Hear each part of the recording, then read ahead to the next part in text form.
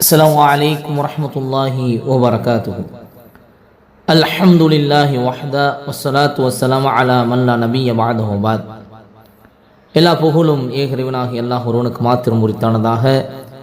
அவனுடைய சாந்தியும் சமாதானமும் நாம் எல்லாம் உயிருடைய மேலாக நேசிக்கக்கூடிய உத்தம சத்திய தூதர் முஹம்மது நபி ஸல்லல்லாஹு அலைஹி வஸல்லம் அவர்கள் மீதும், அவர்களை பின்பற்றி வாழ்ந்த சத்திய சஹாபாக்கள், தபிஈன்கள், தபா தபிஈன்கள், சுஹதாக்கள், இமாம்கள், நல்லோர்கள் அனைவர்கள் மீதும், இன்னும் உங்கள் மீதும் எம் மீதும் ஒட்டுமொத்த இஸ்லாமிய சகோதர சகோதரிகள் மீதும் அல்லாஹுடைய சாந்தியும் சமாதானமும் என்றும் என்றென்றும் நின்று நிலவட்டுமாக பிரார்த்தனை செய்தவனாய், அல்ஹம்துலில்லாஹ், அன்னை ஃபாத்திமா பெண்கள் அரபிக் கல்லூரி சார்பாக நடத்தப்படும் கற்போம் கற்றுக் கொடுப்போம் என்ற நிகழ்வின் வாயிலாக மீண்டும் உங்கள் அனைவரையும் சந்திப்பதில் மகிழ்ச்சி அடைகிறோம். அல்ஹம்துலில்லாஹ், சும அல்ஹம்துலில்லாஹ்.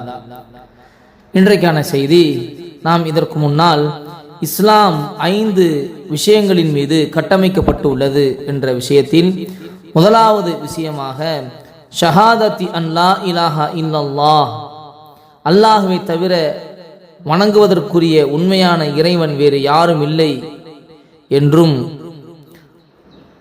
வஅன்ன முஹம்மதன் ரசூலுல்லாஹ்,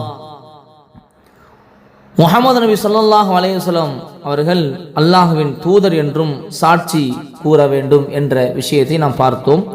அதைத் தொடர்ந்து இரண்டாவது நாம் பார்க்க இருப்பது இகாமிஸ் ஸலாஹ், தொழுகையை கடைபிடிக்க வேண்டும், தொழுகையை நிலைநாட்டுவது. அப்ப இஸ்லாம் 5 தூண்களின் மீது கட்டமைக்கப்பட்டு இருக்கிறது. அதில் இரண்டாவதாக சொல்லக்கூடிய விஷயம், அல்லாஹ்வை ஈமான் கொண்டதற்கு பிறகு, அல்லாஹ்வை நம்பிக்கை கொண்டதற்கு பிறகு, அல்லாஹ்வை தவிர வேறு யாரையும் வணங்கக்கூடாது, அல்லாஹ்விடம் மட்டும்தான் அனைத்து தேவைகளும் கேட்க வேண்டும், அவனுடைய தூதர் முஹம்மது நபி ஸல்லல்லாஹு அலைஹி வஸல்லம் அவர்களாக இருக்கிறார்கள் என்ற ஒரு மனித நம்பிக்கை கொண்டு இஸ்லாத்திற்குள் வந்ததற்கு பிறகு அடுத்ததாக இருக்கக்கூடிய ஒரு விஷயம் தொழுகையை கடைபிடிப்பது. ஆக தொழுகை என்பது மிக முக்கியமான ஒரு விஷயம். ஒரு மூமினுடைய வாழ்க்கையில் தொழுகை என்பது மிகவும் மிகவும் முக்கியமான ஒன்று. நாளை கேட்கப்படக்கூடிய கேள்விகளில் முதல் கேள்வி தொழுகை.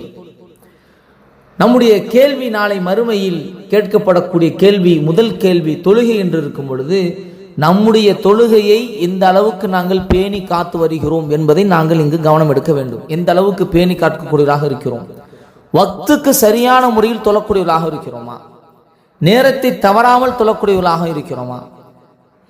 இதைவிட இன்னும் ஒரு மோசமான ஒரு நிலை என்னவென்று சொன்னால், முதலில் தொழக்கூடியவர்களாக இருக்கிறோமா என்பதே கேள்விக்குறியாக இருக்கிறது. வக்தை தவறி தொழுவது என்பதே பாவம் என்பதாக இமாம்கள் பதிவு செய்யும் பொழுது, வக்தை விட்டு விட்டு தொழுகே இல்லாமல் அந்த தொழுகை அப்படியே விடக்கூடியவர்களுடைய நிலைமை என்னவாகும் நினைச்சு பாருங்க. அன்பார்ந்த இஸ்லாமிய சொந்தங்களே, உறவுகளே, இங்கு நாம் நல்ல கவனம் எடுத்து நாம் பார்க்க வேண்டும். தொழுகை இன்றைக்கு ரொம்ப அலட்சியப்படுத்தப்படுகிறது. தொழுகை ரொம்ப அலட்சியப்படுத்தப்படுகிறது. மிஃப்தாஹுல் ஜன்னத்தி அஸ்ஸலா என்பதாக படித்திருப்போம். சொர்க்கத்தினுடைய திறவுகோலே தொழுகைதான். அந்த சாவியை துளைத்து விட்டு இன்றைய தினத்தில் நாங்கள் உலகத்தில் வாழ்ந்து கொண்டிருக்கிறோம். இந்த உலக வாழ்க்கை என்பது நிரந்தரமானது அல்ல. என்றைக்காவது ஒரு நாள் நாம் மரணத்தை சுவைத்துதான் ஆக வேண்டும்.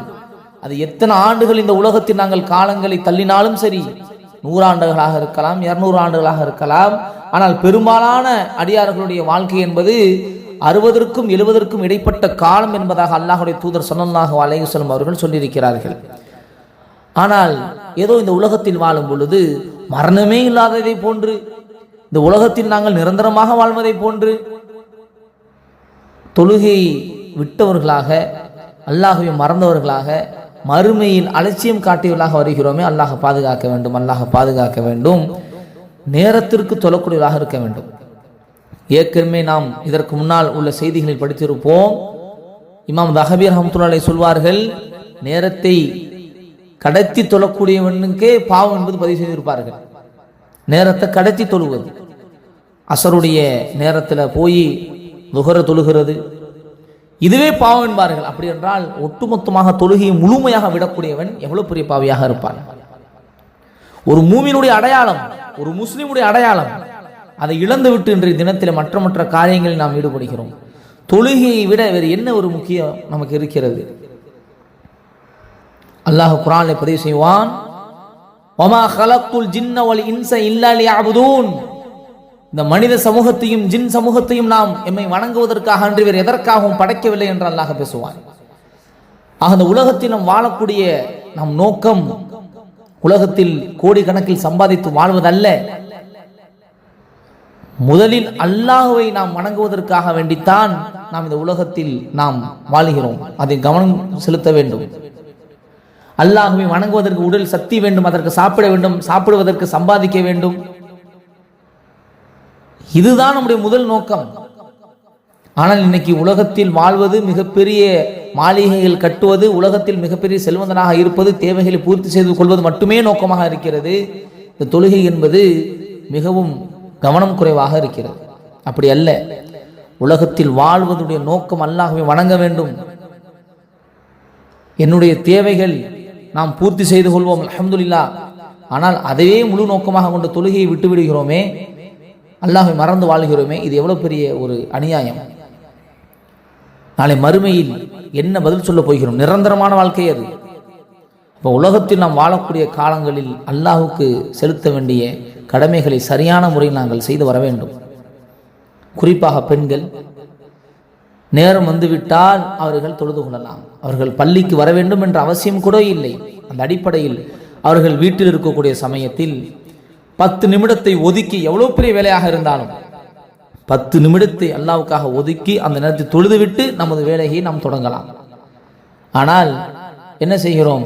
இப்போ தொழுதலாம், அப்போ தொழுதலாம் என்று நேரத்தை கொஞ்சம் கொஞ்சமாக தள்ளி போட்டு வக்தே கடந்து போயிடுது. அதற்கு பிறகு தொழுகிறோம். அது பெரும் பாவத்தில் வந்து அல்லாஹ் பாதுகாக்கணும். ஆக வேலை நிமித்தங்கள் இருக்கத்தான் செய்யும். பெண்கள் ஏனம் கழுவுவார்கள், துணி துவைப்பார்கள், வீடை சுத்தம் செய்து வைத்திருப்பார்கள். இல்லத்தரசிகள், அவர்களுக்கு 1008 வேலை இருக்கும்.